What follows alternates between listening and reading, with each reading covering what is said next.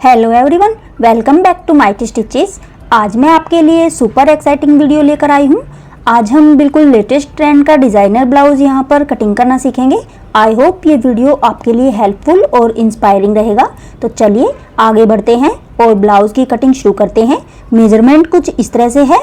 तो हमने ये पेपर ले लिया है, पेपर की ड्राफ्टिंग हम यहाँ पर करेंगे और 30 साइज़ का ब्लाउज हम यहाँ पर ड्राफ्ट करने वाले हैं। तो यहाँ पर सबसे पहले हम शोल्डर के लिए मार्किंग करेंगे।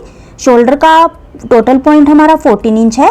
14 का हाफ हमने 7 पर यहाँ पर मार्किंग कर ली है और 1 इंच इसको डाउन कर लिया है।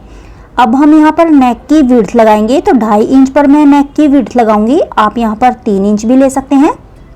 अब इन पॉइंट्स को हम मिला लेंगे, शोल्डर से नेक तक के पॉइंट को। तो शोल्डर की मार्किंग हमारी हो गई है। अब हमें यहाँ पर शोल्डर स्ट्रिप की मार्किंग के लिए शोल्डर को थोड़ा सा डाउन करना पड़ेगा।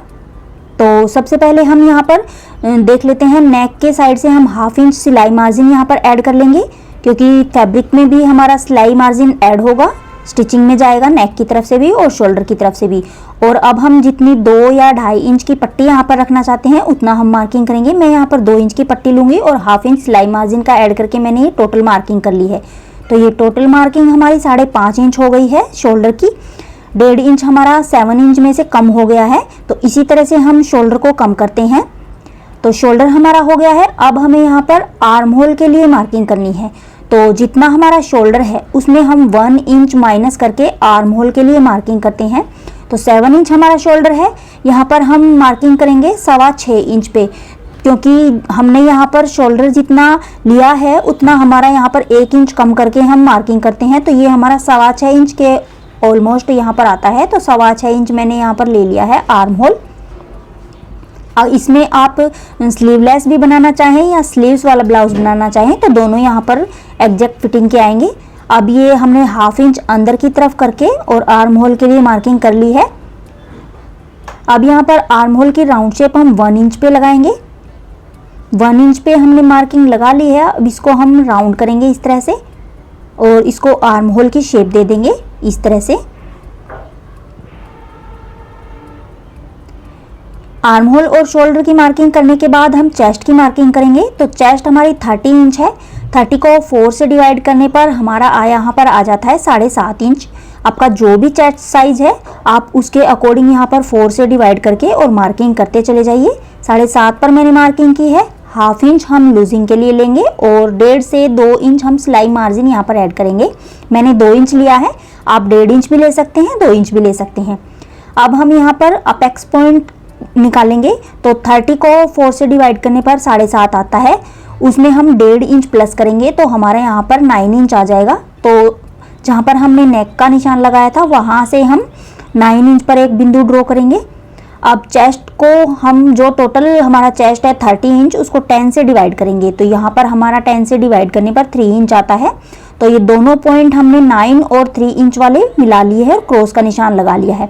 अब हम यहाँ पर अंडर बस्ट का निशान लगाएंगे। तो जो हमारा सेंटर पॉइंट हमने निकाला है वहाँ से 3 इंच हम नीचे निशान लगाएंगे। आप 2.5 इंच भी लगा सकते हैं।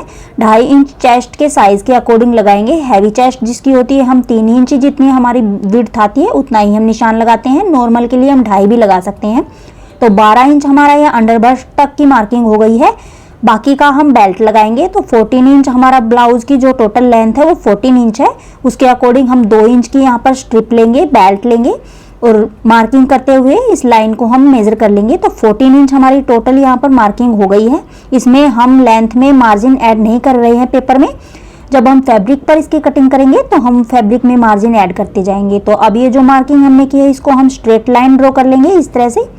पहले हम बेल्ट की नीचे लेंथ वाली कर लेंगे और फिर हम अंडर बस्ट वाली लाइन को भी आगे पॉइंट को बढ़ाते हुए और स्ट्रेट में डॉटेड पॉइंट लगाते हुए यहाँ पर ड्रॉ करेंगे।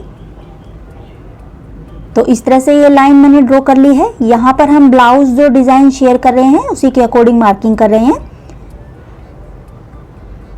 तो इतना मार्किंग करने के बाद जितना हमने 3 इंच विड्थ निकाली है अपेक्स पॉइंट की वही हम यहाँ पर इस तरह से राउंड राउंड निशान लगाएंगे। तो सेंटर पॉइंट से हम 3 इंच पर इस तरह से जैसे हम अम्ब्रेला शेप में निशान लगाते हैं उसी तरह से निशान लगाएंगे। सेंटर पॉइंट से दोनों साइड में हमने इस तरह से राउंड राउंड शेप में निशान लगाते हुए और हाफ सर्कल को डॉटेड पॉइंट में मिलाते हुए ड्रॉ किया है। अब इसको हम इस तरह से डार्क कर लेंगे। तो ये हाफ सर्कल हमारा ड्रॉ हो गया है। अब ऊपर की साइड में नेक तक हमें ये सर्कल इसी तरह से एक बार ड्रॉ कर लेना है। अगर आप चाहें तो नेक का निशान लगाने के बाद इस वाले सर्कल को आप ऐसे भी मिला सकते हैं हाथ की है फ्री हैंड से। तो ये सर्कल हाफ मैंने ऊपर तक ड्रॉ कर लिया है। अब हम नेक की यहाँ पर मार्किंग करेंगे। तो उससे पहले हम यहाँ पर जो हमने सेंटर निकाला है उसको आगे नेक तक बढ़ा लेंगे। अब इस पॉइंट से हम 1 इंच ऊपर मार्किंग करेंगे और नेक के लिए यहाँ पर निशान लगाएंगे। तो यहाँ पर टोटल जो लेंथ आ गई नेक की वो 8 से 8.5 इंच तक हम मैक्सिमम रख सकते हैं। इस ब्लाउज के साइज के अकॉर्डिंग 8 से 8.25 इंच ही यहाँ पर नेक की लेंथ आएगी। 2.5 इंच विड्थ लगा के हमने ये बॉक्स इस तरह से बना लिया है और यहाँ पर 5 इंच पर हमने नेक को इस तरह से डॉटेड लाइन मिलाते हुए यहाँ पर स्ट्रेट कर लेना है इस तरह से। फिर बाद में थोड़ा थोड़ा हम इस तरह से राउंड शेप लगाते हुए इसको शेप देंगे नेक की, और नीचे तक जहां हमारा यहाँ पर सेंटर लाइन है वहां तक हम इस तरह से डॉटेड पॉइंट में मिलाते हुए नेक को इस तरह से मिला लेंगे। तो ये मधुबाला कट ब्लाउज की शेप भी बोलते हैं हम इसको। सब्यसाची डिजाइन में हम इस तरह से शेप लगाएंगे इसकी, और नेक की यहाँ पर हम मार्किंग कर लेंगे। तो जो आप यहाँ पर नेक की शेप रखना चाहें आप वो लगा सकते हैं। हम जो डिजाइन शेयर कर रहे हैं वही मार्किंग यहाँ पर कर रहे हैं। तो ये सभी मार्किंग मैंने कर ली है। अब हम यहाँ पर कमर के लिए मार्किंग करेंगे। तो कमर का यहाँ पर साइज हमारा 28 इंच है। 4th पार्ट यहाँ पर 7 इंच आता है। 7 इंच पर मार्किंग करेंगे। जो हमने ऊपर मार्जिन लिया है 2 इंच वही हम मार्जिन नीचे भी लगा लेंगे, और बेल्ट वाली साइड में भी हम सेम मार्किंग करेंगे कमर के लिए, और इन पॉइंट्स को हम मिला लेंगे। तो जो हमें टक्स में यहाँ पर ऐड करना है वो हम सेंटर लाइन जो हमारी है उसको हम स्ट्रेट ड्रॉ करेंगे इस तरह से, और सेंटर लाइन पे हम टक्स यहाँ पर लगाएंगे। तो जो कि हम ब्लाउज शेयर कर रहे हैं वही हम यहाँ पर कटिंग करना सिखा रहे हैं। तो अब हम यहाँ पर हमारी जो ऊपर चेस्ट का टोटल मेजरमेंट है उसके अकॉर्डिंग हम यहाँ पर प्रिंसेस कट ब्लाउज जब कट करते हैं तो उसके अकॉर्डिंग हम टक्स निकालते हैं, लेकिन यहाँ पर हम 2.25 से 2.5 इंच यहाँ पर टक्स में ऐड करेंगे। तो दोनों जो सेंटर पॉइंट है उसमें हम 2.25 इंच को इस तरह से हाफ में डिवाइड करेंगे, और उस हाफ में डिवाइड करने पर भी हम दोनों साइड में हाफ हाफ में इस तरह से डिवाइड करेंगे। तो 2.25 को हाफ में डिवाइड करने पर जो हमारा आता है उसको हम हाफ हाफ में इस तरह से डिवाइड करके दोनों साइड में मार्किंग कर लेंगे। तो इस तरह से हमारा यहाँ पर जो टक्स है वो निकल आएगा। तो इस तरह से सेंटर पॉइंट से इन मार्किंग को हम मिला देंगे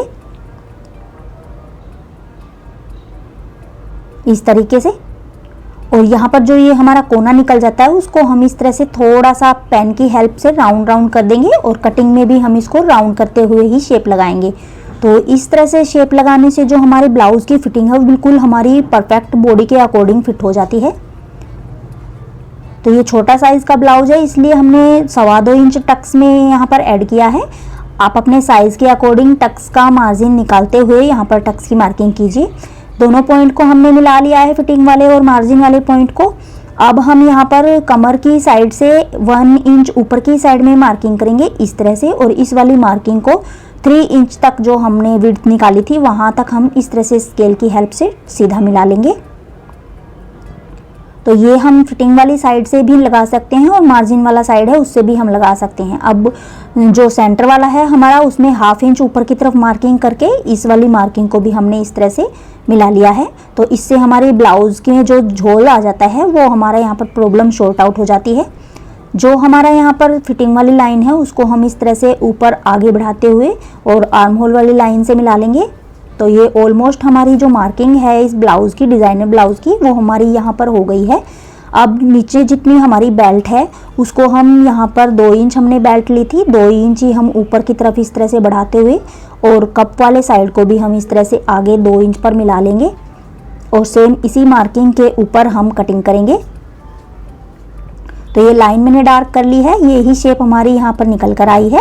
अब सेम इसी मार्किंग के ऊपर हम इस पैटर्न को कट कर लेते हैं।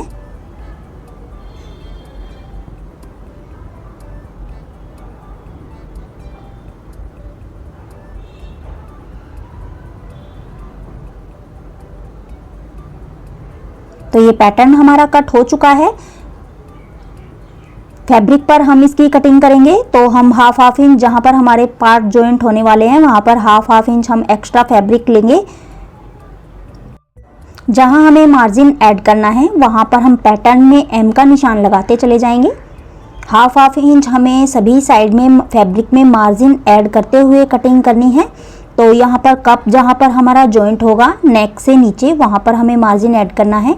नीचे फोल्डिंग के लिए भी 1 से 1.5 इंच हम फैब्रिक में मार्जिन ऐड करेंगे, बाकी हम एज इट इज़ कट कर लेंगे पैटर्न को। तो इसी तरह से हमारा जो ये कप वाला पार्ट है, सिर्फ जहाँ हमारा जॉइंट होगा वहाँ तक हमें यहाँ पर मार्किंग कर लेनी है निशान लगाते हुए इस तरह से। तो गाइस आज के लिए बस इतना ही। वीडियो आपके लिए थोड़ा भी हेल्पफुल रहा हो तो लाइक, शेयर और सब्सक्राइब करना ना भूलें। We will see you in the next video. Till then thanks for watching.